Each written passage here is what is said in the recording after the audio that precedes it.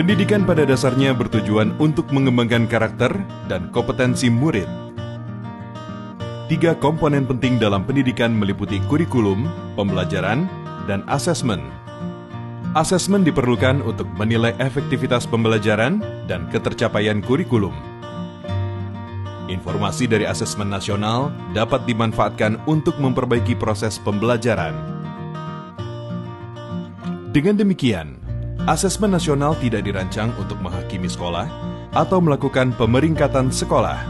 Informasi yang diperoleh digunakan untuk perbaikan kualitas belajar mengajar yang pada gilirannya akan meningkatkan hasil belajar murid.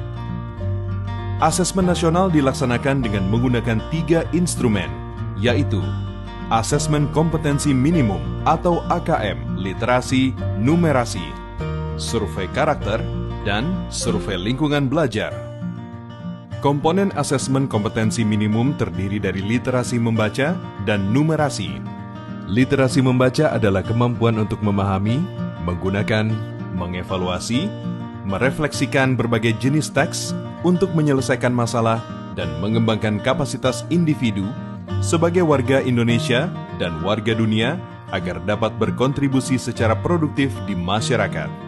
Numerasi merupakan kemampuan berpikir menggunakan konsep, prosedur, fakta, dan alat matematika untuk menyelesaikan masalah sehari-hari pada berbagai jenis konteks yang relevan untuk individu sebagai warga negara Indonesia dan dunia.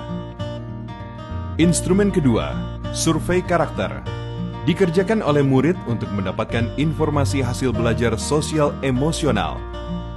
Survei karakter mengukur 6 aspek profil pelajar Pancasila, yaitu beriman dan bertakwa kepada Tuhan Yang Maha Esa, serta berakhlak mulia, berkebinekaan global, bergotong royong, mandiri, bernalar kritis, dan kreatif. Instrumen ketiga, survei lingkungan belajar, dikerjakan oleh murid, guru, dan kepala sekolah untuk mengukur kualitas berbagai aspek input dan proses belajar mengajar di sekolah.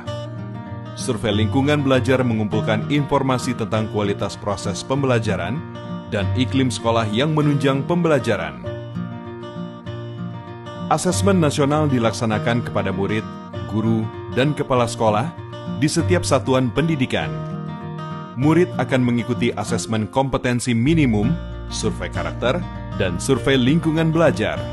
Sementara guru dan kepala sekolah hanya mengikuti survei lingkungan belajar. Responden murid akan dipilih secara acak dengan jumlah maksimal 30 murid SD atau MI, 45 murid SMP atau MTS, dan 45 murid SMA, SMK atau MA.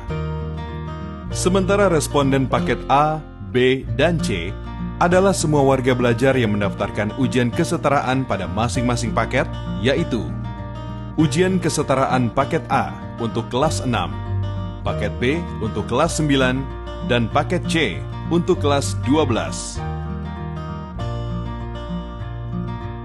Dengan melaksanakan asesmen nasional, mari kita tingkatkan mutu pendidikan di Indonesia.